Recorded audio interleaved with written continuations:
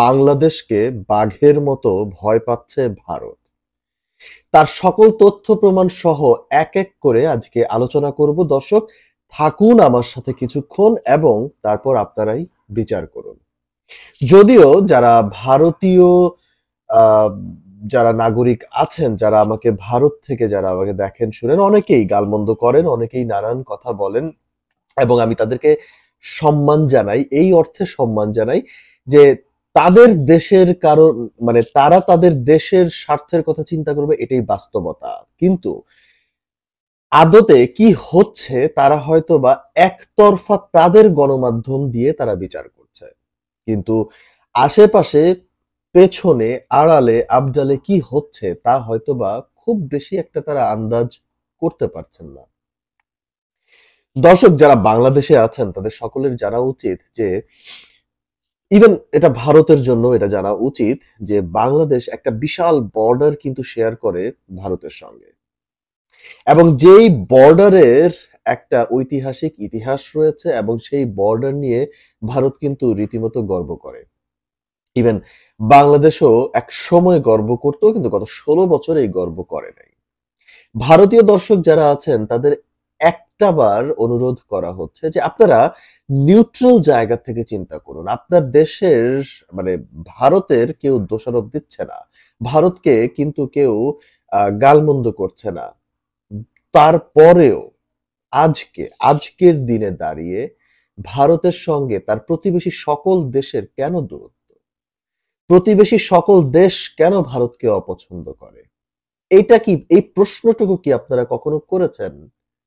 আপনাদের কেন মনে হয় যে ভারতের পররাষ্ট্রনীতি খুব সুন্দর, খুব ভালো?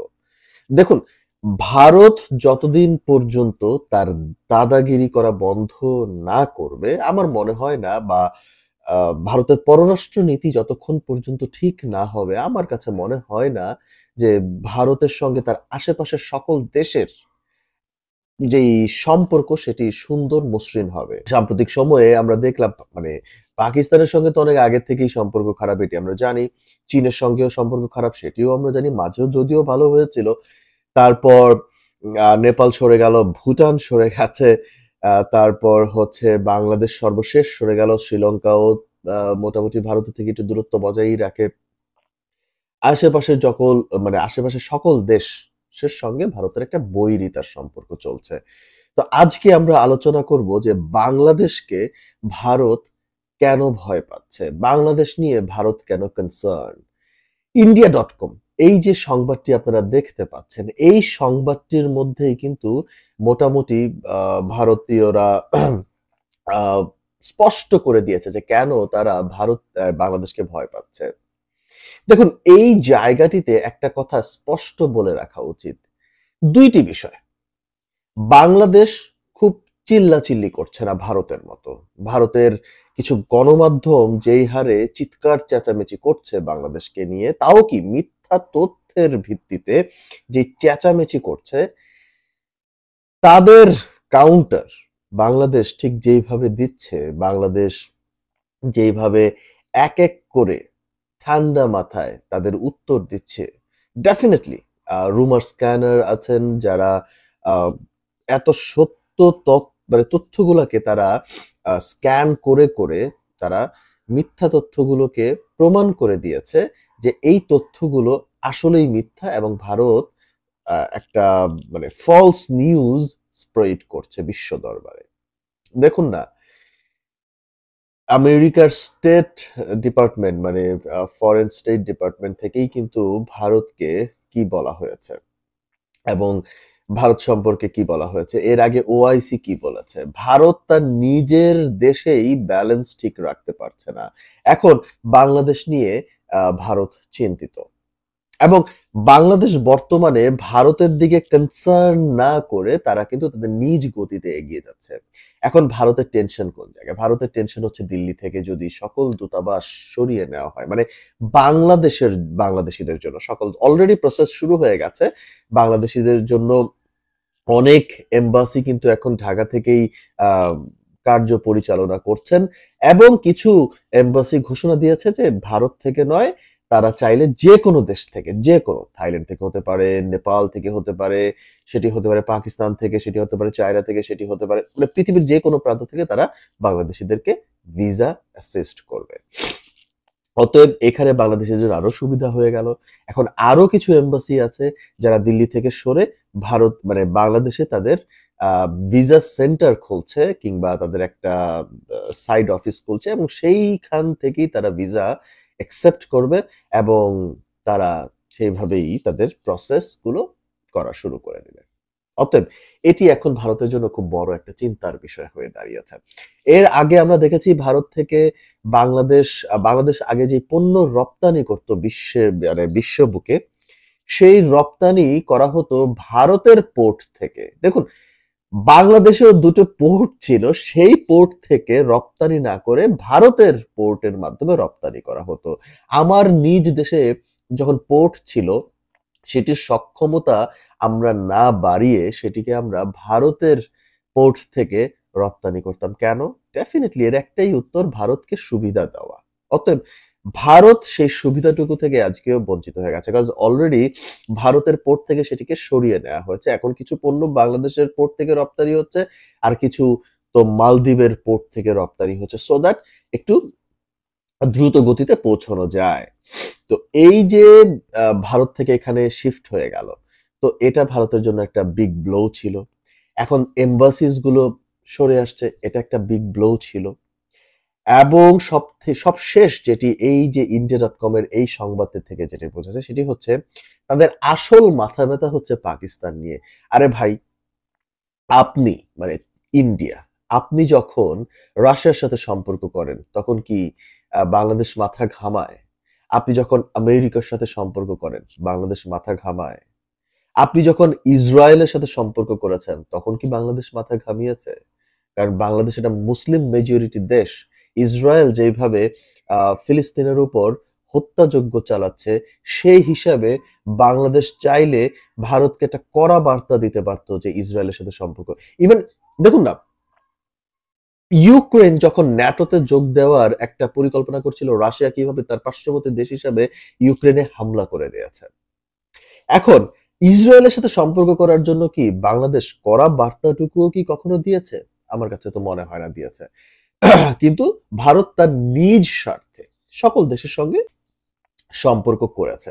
এখন বাংলাদেশ তার নিজ স্বার্থে পাকিস্তান, চায়না, নেপাল, ভুটান, শ্রীলঙ্কা সকলের সঙ্গে অর্থনৈতিক সম্পর্ক গড়ে তুলবে।